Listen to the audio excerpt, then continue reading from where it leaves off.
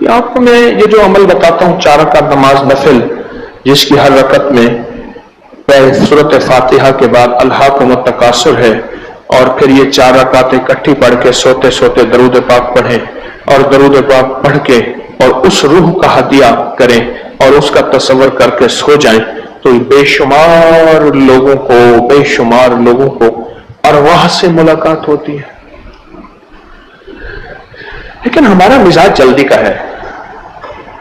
سب سے پہلے میرے حضرت رحمت اللہ علیہ نے عمل مجھے بتایا اور کچھ کتابوں کے حوالے دیے۔ اب تو بہت ساری کتابوں کے حوالے مجھے مل گئے کہ جس میں یہ عمل موجود ہے۔ حضرت شیخ الحدیث کی فضائل درود شریف میں یہ عمل موجود ہے، آخری باب کے آخری واقعات میں، اور بھی کچھ کتابوں۔ اچھا، میں نے یہ عمل کرنا شروع کیا، مجھ میں کوئی چیز نہ ہو، جس کو بتاؤں اس کو نظر آ جائے۔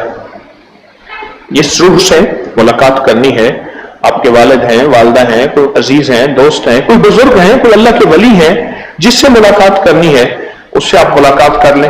اچھا، اس کو نظر آ جائے، مجھے نہ آئے۔ میں نے ایک دفعہ حضرت سے فرمایا لگا رہے، چھوڑنا نہیں ہے، جب یہ کھلے گی تیرے پر دنیا تو پھر بہت کچھ کھلے گا۔ بس اتنے مختصر سے تقریباً یہی الفاظ تھے، کمی بیشی اللہ معاف کرے، یہی الفاظ تھے۔ میں لگا رہا، کوئی 17 سال 18 سال میں یہ عمل کرتا رہا، میں نے نہیں چھوڑا۔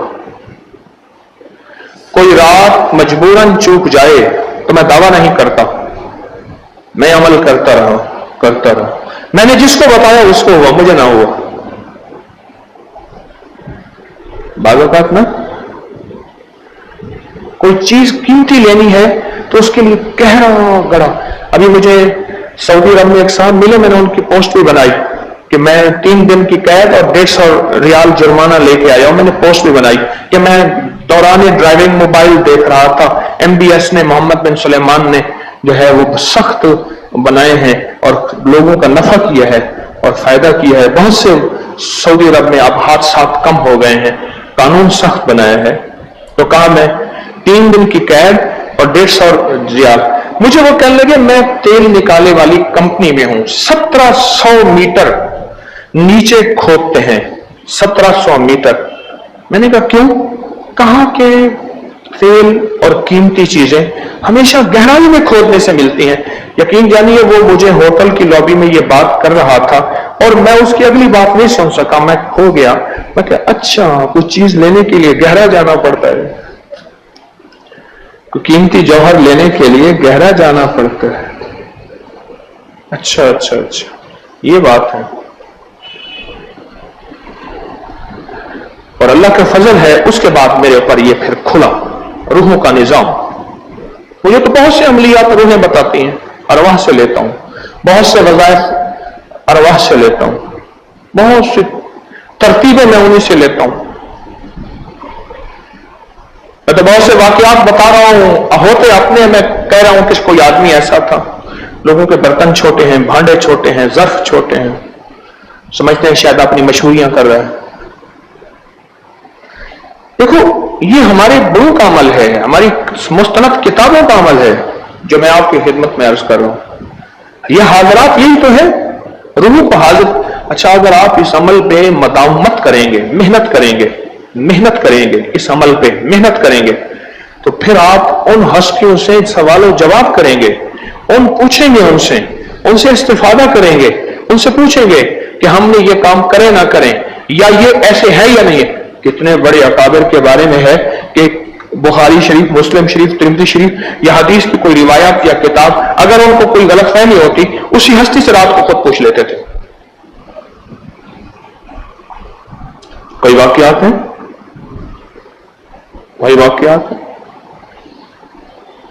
وہ ایک بزرگ نے مجھے بتایا، حاجی رفیق صاحب تھے، نقطے کے ذمہ دار تھے، کہنے میں بیمار ہو گیا، میرا بھائی ہومیوپیتھک ڈاکٹر تھا، میں نے خواب میں ان سے ملاقات کی، میں نے کہا بھائی جان مجھے تھوک سے خون آتی ہے، کہنے لگا فلاں ہومیوپیتھک کی دوا ہے، یہ خوراک کھا لے۔ بھائی نے بتایا خواب میں، یہ حاضرات ہے، یہ حاضرات سے مراد نفع ہے نا، روح ہے اور میرے کام کے میں میرا مشورہ دے، مجھے میرا ساتھ دے، یہ حاضرات ہے۔ کہنے لگے میں ایک ہومیوپیتھک ڈاکٹر کے پاس گیا اور میں نے اس سے کہا کہ فلاں دوا کی ایک خوراک اس ڈوز میں اس پوٹینسی میں دے. انہوں نے بھائی صاحب کس چیز کے لینی ہے؟ اس نے کہا یہ مجھے تھوک میں خون آتا ہے. بھائی صاحب یہ اس بیماری کے لیے تو ہے ہی نہیں. انہوں نے کہا دیکھ آپ نے میرے بھائی نے بتایا. تو میرے بھائی کو نہیں جانتا تھا, وہ ہومیوپیتھک ڈاکٹر تھا گوجرے میں. کہ ہاں اس نے بتائی ہے, میں نے خواب میں اس سے پوچھا ہے. کہنے لگا میں نے وہ خوراک کا ہی میں ٹھیک ہو گیا. حالانکہ وہ کہتے ہیں اس مسئلے کے لیے ہے ہی نہیں. یہی تو حاضرات ہے اور کیا ہے. میں نے حاضرات کو آسان کر دیا ہے. حاضرات ایک بوجھ تھا, آپ محسوس کرتے, میں نے تو اس کو آسان کر دیا ہے. مجھے تو چاہیے میں اس کے لیے سسپینس ایڈونچر اور پتہ نہیں پہاڑوں کی غاروں میں آپ کو لے کے جاتا. میں نے تو حاضرات کے معنی آسان کر دیے ہیں, اس کا ترجمہ آسان کر دیا ہے. اس سے پہلے حاضرات ذہن میں آتے ہی کہتے تھے کہ کوئی چلا ہوگا, پتہ نہیں شیر کی مونچھ کا بال ہوگا, اس کے کان کی میل ہوگی, یا مگر مچھ کا پتا ہوگا, وہ لانا ہوگا. نہیں تو یہی تو حاضرات ہے. اور وہاں کے ذریعے استفادہ, روحوں سے استفادہ لینا, روحوں سے استفادہ لینا. اولیاء صلحاء اللہ کے نیک بندوں کی روحیں. اچھا وہ ہمارے ساتھ ویسے بھی ہم میں سے ہر بندہ کبھی خود بخود اس کو حاضرات سے واسطہ پڑتا ہے. اس کی بھی مثال دے دیتا ہوں. آپ حاضرات میں ہر بندے کے پاس حاضرات ہے, لیکن تھوڑی سی کوشش کی ضرورت ہے. چلو آپ کو مثال دیتا ہوں. خواب میں والد آئے, مرشد آئے, بزرگ آئے, فرمائے یہ کام تو نے یہ نہیں کرنا, یہ کرنا ہے, یہ وظیفہ پڑھ, یہ تسبیح پڑھ, یہ کام یوں نہ کر, یوں کر. ہے آپ میں سے ہر بندے کے ساتھ حاضرات ہے. حاضرات ہے, اب تھوڑی سی محنت کر لیں. ذرا نم ہو تو یہ مٹی بہت زرخیز ہے ساکی. آپ میں تو ہر بندہ حاضرات میں موجود ہے. چیزوں کو آسان بنا کے پیش کرو امت کے لیے. ہر بندہ کہ ہاں میں کر سکتا ہوں, اور اس طرح کرو کہ اس کا اتنا صدقہ ہوگا, اتنا بکرا ہوگا, اتنا یہ پیسے ہوں گے, اور یہ ہوگا. غریب بات, اور اس کے بعد بھی کچھ نہ بنے تو کہا تیرے کرنے میں کمی ہے. نہ امت تو ویسے بیچاری پریشان ہے, تو پریشان کو تسلیاں دو, تشفی دو, اور اس کو آسان چیزیں پیش کر دو, اور فائدہ ہوتا ہے. میں تو حاضرات عرصہ دراز سے بتا رہا ہوں. میں نے ایک صاحب کو کہا جا کے نہ روزانہ 101 بار الہاکم التکاثر, الہاکم التکاثر. کوئی پرانی قبرستان میں ہو تجھے پتہ ہو یا نہ, توجہ سے پڑھ کے آ جایا کر. 101 بار سورۃ تکاثر, سورۃ تکاثر پڑھ کے آ جایا کر. کتنے دن کہنے لگا؟ میں نے کہا بس چھوڑنا نہیں جب تک میں نہ کہوں. 40 دن, 70 دن, 90 دن, 1 مہینہ. دوسرے لفظ میں چند دن, چند ہفتے, چند مہینے, چند دن, چند ہفتے, چند مہینے پڑھ کے آ جائے. اور پھر جو کیفیات کا اظہار ہو وہ مجھے بتاتے رہنا. خط کا دور تھا, موبائل کا دور نہیں تھا. خط میں بتاتے رہنا.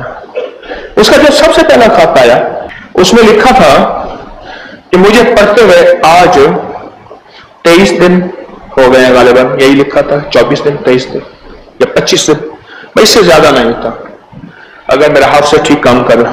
تو سب سے پہلے میں جب پڑھا تو میں نے دیکھا کہ ایک سایہ سا ہے, وہ آ کے میرے ساتھ بیٹھ جاتا ہے.